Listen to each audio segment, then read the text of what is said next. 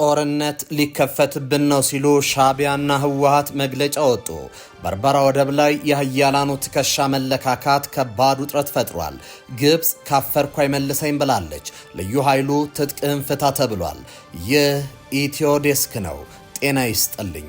ሰላምታችን በያላችሁበት ይድረስ እያልን በዕለቱ የተሰሙ ዋና ዋና ጉዳዮችን ወደ እናንተ ይዘን ቀርበናል። ቻናላችንን ላይክ፣ ሼር እና ሰብስክራይብ ታደርጉ ዘንድ እየጋበዝን የዕለቱን ዜናዎች አበይት ነጥቦችን በማስቀደም አሁን እንጀምራለን። የጦርነት ባንዲራ እየተውለበለበ ነው ሲል ሻዕቢያ ኢትዮጵያን ከሰሰ። በተመሳሳይ ህወሓትም ጦርነት ሊከፍትብኝ ነው የሚል የሚየላ ብያስ ባለ ክስ አሰምቷል።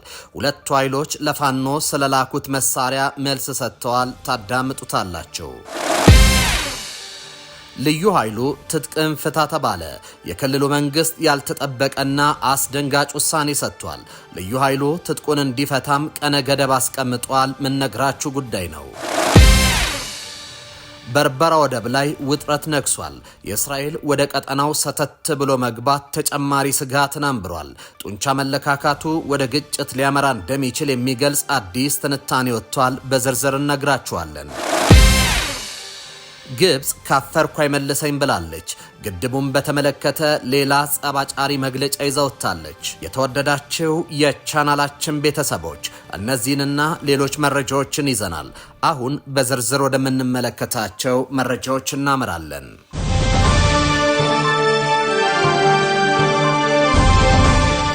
የጦርነት ባንዲራ እየተውለበለበ ነው ሲል ሻዕቢያ ኢትዮጵያን ከሰሰ። በተመሳሳይ ህወሓትም ጦርነት ሊከፍትብኝ ነው የሚል የሚል ላብያስ ባለ ክስ አሰምቷል። ሁለቱም ኃይሎች ለፋኖ ስለላኩት መሳሪያ መልስ ሰጥተዋል። የኤርትራ ማስታወቂያ ሚኒስትር የማነ ገብረ መስቀል በጠቅላይ ሚኒስትር አብይ አህመድ የሚመራው የብልጽግና ፓርቲ በኤርትራ ላይ ጦርነት ለመጀመር የተለያዩ ምክንያቶችን እየፈለገ ነው ሲሉ ለሮይተርስ ከሰዋል። ይህ የሻዕቢያ ክስ ያገዛዙን ባህሪ በግልጽ የሚያሳይ ነው። የሻዕቢያ አገዛዝ ራሱን እንደ ሰላም ፈላጊ አድርጎ ቢያቀርብም ከአማራ እስከ ትግራይ ታጣቂዎችን እየደገፈ ነው። ከሰሞኑ በአማራ ክልል 56000 ተተኳሾች በህገወጥ መንገድ ሲዘዋወሩ በመንግስት የጸጥታ አካላት በቁጥጥር ስር መዋላቸውን ተከትሎ ፖሊስ ምንጩ ከኤርትራ መንግስት ሆኖ መዳረሻው ደግሞ ለፋኖ እንደነበር በይፋ ማስታወቁ ይታወሳል። ይህን ተከትሎ ከኤርትራ ወገን ምላሽ ተሰጥቶበታል። በዚህ ምላሽም ላለፉት 2 ዓመታት የብልጽግና መንግስት በኤርትራ ላይ ሊከፍተው ላሰበው ጦርነት ምክንያታዊ ለማድረግ ሐሰተኛ መረጃዎችን እያሰራጨ ቆይቷል ሲል ምላሽ ሰጥቷል። ህወሓት በበኩሉ በኤርትራ መንግስት ተልኳል የተባለውን የጦር መሳሪያ ጽንፈኛው ህወሓት ከትግራይ ወደ አማራ ክልል ለማስገባት ተንቀሳቅሷል የሚል የቀረበውን ክስ ውድቅ አድርጎታል። የህወሓት ቃል አቀባይ ሚካኤል አስገዶም ጭብጥ የሌለው ውሸት ነው ሲሉ አጣጥለውታል። ህወሓት ወደዚህ የወረደ ስራ የሚገባ ፓርቲ አይደለም ሲሉ የተከላከሉ ቃል አቀባዩ በውስጣቸው የተፈጠረውን አጀንዳ ለማስቀየስ ሆኖ ተብሎ የተሰራ የውሸት ዜና ነው ሲሉ ለቢቢሲ ተናግረዋል።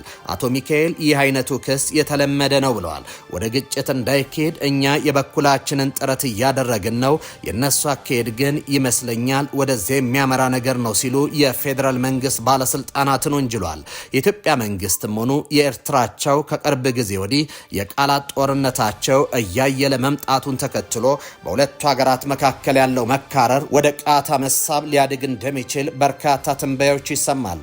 በተለይ ደግሞ ከቀናት በፊት የኤርትራው ፕሬዝዳንት ኢሳያስ አፈወርቂ ከብሔራዊ ቴሌቪዥን ጣቢያዎች ጋር ባደረጉት ዘለግ ያለ ቆይታ የኢትዮጵያ መንግስት በግልጽ መዝለፋቸው የታወቀ ሲሆን ይህም ደግሞ መካረሩን የባሰ ወደ ለየለት ደረጃ እንዳይወስደው ተሰግቷል። በርበራ ወደብ ላይ ውጥረት ነግሷል። የእስራኤል ወደ ቀጠናው ሰተት ብሎ መግባት ተጨማሪ ስጋት አንብሯል። ጡንቻ መለካካቱ ወደ ግጭት ሊያመራ እንደሚችል የሚገልጽ አዲስ ትንታኔ ወጥቷል። በቀዝቃዛው ጦርነት ወቅት የሶቪየት ህብረት የጦር ሰፈር የነበረው ታሪካዊ የበርበራ ወደብ እስራኤል በቅርቡ ለሶማሌላንድ የሰጠችውን እውቅና ተከትሎ ወደ ዓለም አቀፍ የኃይል ሽኩቻ ማዕከልነት መቀየሩን አንድ አዲስ ትንታኔ አመላክቷል። ሰሚያ መሐመድ የተባሉ ተመራማሪ ባወጡት ትንታኔ እስራኤል እንደ አውሮፓውያን አቆጣጠር በታህሳስ 2025 ለሶማሌላንድ የሰጠችው ሙሉ እውቅና በቀጠናው ያልተጻፈ አዲስ ምዕራፍ የከፈተና የበርበራን የወደፊት ጣፈ ፈንታ አጣብቅኝ ውስጥ የከተተ መሆኑን አመላክቷል። እንደ ትንታኔው የበርበራ ወደብ ስትራቴጂያዊ ጠቀሜታ ከጊዜያዊ ፖለቲካ የዘለለ ነው። ወደቡን ከየመን የባህር ዳርቻ በ160 ማይል ርቀት ላይ የሚገኝ ሲሆን ከ12 እስከ 15 በመቶ የሚሆነውን የዓለም ንግድ የሚተላለፍበትን የባበል ኤል ማንዴብ ወሽመጥን ለመቆጣጠር ወሳኝ ቦታ ላይ ተቀምጧል። በተጨማሪም በአፍሪካ ረዥሙ የአውሮፕላን ማረፊያ ያለው ሲሆን ይህም መሰረተ ልማት ቀደም ሲል ለሶቪየት ጦር አልፎም ለአሜሪካ ናሳ የስፔስ ሻትል ማረፊያ ታሽቶ የነበረ መሆኑን ቦታው ወታደራዊ ፋይዳው የጎላ እንዲሆን አድርጎታል። እስራኤል ለሶማሌላንድ እውቅና የሰጠች የመጀመሪያ የተባበሩት መንግስታት አባል ሀገር መሆኗ ለሀርጌሳ የ35 ዓመታት የዲፕሎማሲ ድል ቢሆንም አብሮት ይዞ የመጣው አደጋ ግን ቀላል አይደለም። ሪፖርቱ እንደሚያብራራው እስራኤል በበርበራ መገኘቷ የሁቲ ታጣቂዎችን ለመቆጣጠርና የሰለላ መረብ ለመዘርጋት እድል ይሰጣታል። ነገር ግን ይህ እርምጃ ሁቲዎችና አጋሮቿ የኤደን ባህር ለእስራኤል ምቹ አይደለም በሚል ጥቃት እንዲሰነዝሩ ሊገፋቸው እንደሚችልም ተጠቁሟል። እንዲሁም በጋዛው ጦርነት ምክንያት በአረቡ ዓለም ተቀባይነቱ የቀነሰው እስራኤልን መከተል ሶማሌላንድን ከሌሎች የአፍሪካና የአረብ ሀገራት ሊያነጣጥላት እንደሚችልም ተተንብዮአል። የእስራኤል ውሳኔ የሶማሊያ ፌዴራል መንግስት ጉዳዩን የሉዓላዊነት ጥሰት ሲል ያወገዘው ሲሆን ከተባበሩት መንግስታት የጸጥታው ምክር ቤት 15 አባላት 14ቱ እንዲሁም የአፍሪካ ህብረት እውቅናውን ተቃውሞታል። በሌላ በኩል የሶማሌላንድ መንግስት በምስራቃዊ የግዛቱ ክፍል ያለውን ተቀባይነት አናሳ መሆኑና ጠንካራ የውጭ ኃይሎች እንደ እስራኤልና አሜሪካ ድጋፍ ማግኘቱ የውስጥ የእርስ በርስ ግጭት ሊቀሰቀስ እንደሚችል የትንታኔው ጸሐፊ አስጠንቅቋል። በርበራ አሁንም በሁለት ምርጫዎች መካከል ትገኛለች። አንደኛው የተባበሩት አረብ ኤምሬቶች ዲፒ ወርልድ እያለማው እንዳለው አይነት የኢኮኖሚ ማዕከል ሆኖ መቀጠል ሲሆን ሁለተኛው ደግሞ የውጭ ኃይሎች እስራኤል፣ አሜሪካ፣ ቱርክና ሌሎች የሚናቆሩበት የውክልና ጦርነት ፕሮክሲ ዋር አውድማ መሆን ነው። የውጭ ባንዲራ ሲመጣ ኢንቨስትመንት ብቻ ሳይሆን የግጭት ዘርም አብረው ይዘው ይመጣሉ ሲል ትንታኔው በስጋት ደምድሟል። ልዩ ኃይሉ ትጥቅህን ፍታ ተባለ። የክልሉ መንግስት ያልተጠበቀና አስደንጋጭ ውሳኔ ሰጥቷል። ልዩ ኃይሉ ትጥቁን እንዲፈታ ቀነ ገደብ ተቀምጦለታል። የጋምቤላ ፖሊስ ኮሚሽን ለአድማ ብተናና ለክልሉ ፖሊስ አባላት በሙሉ ጥብቅ ማሳሰቢያ አስተላልፏል። ኮሚሽኑ በቅርቡ በክልሉ በተፈጠረው የጸጥታ ችግር ምክንያት ሁሉም የአድማ ብተናና የመደበኛ ፖሊስ አባላት የጦር መሳሪያ እንዲፈቱ ከክልሉ ኮማንድ ፖስት አቅጣጫ መቀመጡን አስታውቋል። በዚህ መሰረትም ከጦር መሳሪያ ግምጃ ቤት ፈርመው ያወጡትን የጦር መሳሪያ ገቢ ያላደረጉ የአድማ ብተናና የመደበኛ ፖሊስ አባላት እስከ ጥር 7 2018 ዓ.ም ድረስ ገቢ እንዲያደርጉ በጥብቅ አሳስቧል። ከተጠቀሰው ጊዜ በኋላ የጦር መሳሪያ በእጁ የተገኘ እንደ ጸረ ሰላም ኃይል ተቆጥሮ መንግስት እርምጃ ይወስድበታል። ለዚህም ራሱና ራሱ ብቻ ኃላፊነትን ይወስዳል ሲል አስጠንቅቋል። በቅርቡ ወደ ኃላፊነት የመጡ ኮሚሽነር ኡማኑ ጉሉ በክልሉ ተፈጥሮ በነበረው የጸጥታ ችግር ምክንያት ለጸጥታ መዋቅሩ የተሃድሶ ስልጠና መስጠት አስፈላጊ ሆኖ መገኘቱን ተናግረዋል። በክልሉ በሶስት ዞኖች ስር በሚገኙ ሁሉም ወረዳዎችና ከተማ አስተዳደሮች እንዲሁም ኢታንግ ልዩ ወረዳ የሚገኙ የአድማ ብተናና መደበኛ ፖሊስ አባላት ትጥቃቸውን ግምጃ ቤት በማስረከብ ወደ ተሃድሶ ስልጠና እንዲገቡ መመሪያ መተላለፉንም ገልጿል። የቆይታ ጊዜያቸው፣ የስልጠና ቦታና ሁኔታ እንዲሁም ፖሊሳዊ አገልግሎት በማን ይከናወናል፣ ለምን ስልጠናው በዙር አልተከፈለም በሚል ለተነሳላቸው ጥያቄ አዲሱ ኮሚሽነር ምላሽ ከመስጠት ተቆጥበዋል። የፖሊስ አባላትና አመራሮች በበኩላቸው በክልሉ ተፈጥሮ ከነበረው የጸጥታ ችግር ጋር ተያይዞ የተሃድሶ ስልጠና መዘጋጀቱ አስፈላጊ ነው ብለን እናምናለን ያሉ ሲሆን ቅሬታ አሳድሮብናል ያሉትን ጉዳይም ተናግረዋል።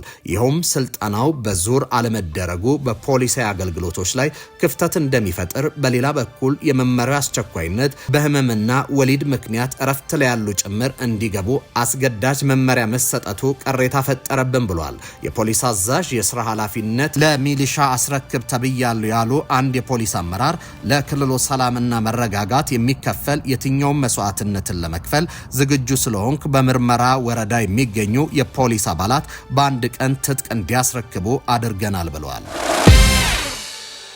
የግብጽ የውሃ ዋስትና በቀጥታ ከብሔራዊ ደህንነት ጋር ይገናኛል ሲሉ ፕሬዝዳንት አልሲሲ ለትራምፕ አማካሪ ገለጹ። የአሜሪካው ፕሬዝዳንት ዶናልድ ትራምፕ የአረብና የአፍሪካ ጉዳዮች ከፍተኛ አማካሪ የሆኑት ማሱድ ቡሉስ በግብጽ ዋና ከተማ ካይሮ ገብተዋል። የግብጹ ፕሬዝዳንት ጽህፈት ቤት እንዳስታወቀው አማካሪው ከፕሬዝዳንት አብዱልፈታህ አልሲሲ ጋር ውይይት ያደረጉ ሲሆን ውይይቱም በቀጠና ውስጥ ባሉና የጋራ ፍላጎት በሚንጸባረቅባቸው በርካታ ጉዳዮች ላይ ያተኮረ ነው። በውይይቱ ላይ በዋናነት የተነሳው የሱዳን ወቅታዊ ሁኔታ መሆኑን ጽህፈት ቤቱ አስታውቋል።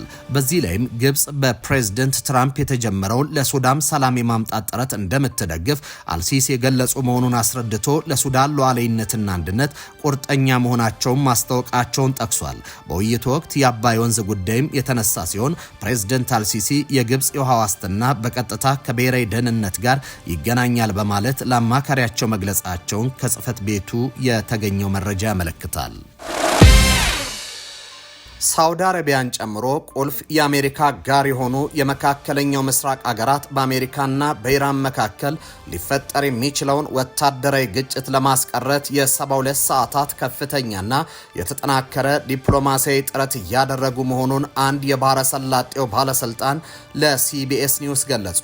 ሳውዲ አረቢያ፣ ኳታር፣ ግብጽ እና ኦማን እየመሩት ባለው በዚህ የዲፕሎማሲ ዘመቻ ዋናው ትኩረት የህዝብ ለህዝብ የቃላት ጦርነትን ለማለዘብና ቀጠናውን ወደ ማያባራ ቀውስ ሊከት የሚችል ወታደራዊ እርምጃን ማስቀረት ነው ብሏል። እነዚህ አራት የአረብ ሀገራት ለሁለቱ ወገኖች ጠንከር ያለ መልእክት አስተላልፈዋል። ለአሜሪካ ቀጠናው ያለበትን የደህንነትና የኢኮኖሚ ተጋላጭነት በመጥቀስ አሜሪካ በኢራን ላይ የአየር ጥቃት እንዳትሰነዝር ጠይቀዋል። ጥቃት ከተሰነዘረም አሜሪካ ጭምር የዚህ ቀውስ ሰለባ ልትሆን እንደምትችል አሳስበዋል። ለኢራን ቴህራን በአሜሪካ ላይ ለአጸፋ በሚል በባህረ ሰላጤው ሀገራት በሚገኙ የአሜሪካ ተቋማት ላይ ጥቃት እንዳትሰነዝር አስጠንቅቋል። ይህ ከተፈጠረ ኢራን ከቀጠናው ሀገራት ጋር ያላትን ግንኙነት ከፍተኛ አደጋ ውስጥ እንደሚወድቅ መልእክት ተላልፎላታል። ሁለት ዲፕሎማሲያዊ ምንጮች እንደገለጹት ኢራን አሜሪካ ጥቃት ከሰነዘረችባት የአሜሪካ ጦር ሰፈር የሚገኝባቸውን ሀገራት በሚሳኤል ኢላማ እንደምታደርግ ለተወሰኑ ሀገራት በግልጽ አሳውቃለች። ይህን ተከትሎ አሜሪካ በኳታር አልኡዳይድ የአየር ኃይል ቤዝ የነበሩ አንዳንድ ሰራተኞቿን ለቅድመ ጥንቃቄ አስወጥታለች። በተጨማሪም በኳታርና ሳውዲ አረቢያ የሚገኙ የአሜሪካ ኤምባሲዎች ዜጎቻቸውን ወደ ጦር ሰፈሮች አካባቢ እንዳይጠጉ አሳስበዋል። ፕሬዝዳንት ዶናልድ ትራምፕ የኢራንን ጸጥታ ኃይሎች በሰልፈኞች ላይ የሚወስዱትን እርምጃ ካልገቱ ወታደራዊ እርምጃ እንደሚወስዱ ሲዝቱ ቆይተዋል። ሆኖም ረቡዕ ዕለት ለጋዜጠኞች በሰጡት አስተያየት በኢራን እየተፈጸመ ያለው ግድያ መቆሙ እንደሰሙ በመግለጽ ወታደራዊ እርምጃ አሁን ላይ አይኖርም የሚል ፍንጭ ሰጥተዋል። ሂደቱ ምን እንደሚመስል እናያለን ሲሉም ተደምጧል። የአሁኑ ዲፕሎማሲያዊ ጥረት ዋና ዓላማ ወታደራዊ ግጭትን ማስቀረት እንጂ ስለ ኒውክሌር ስምምነት መደራደር እንዳልሆነ ተገልጿል። ትራምፕ ስለ ዘለንስኪ የተናገሩት ትክክል ነው ስትል ሩሲያ አስታወቀች።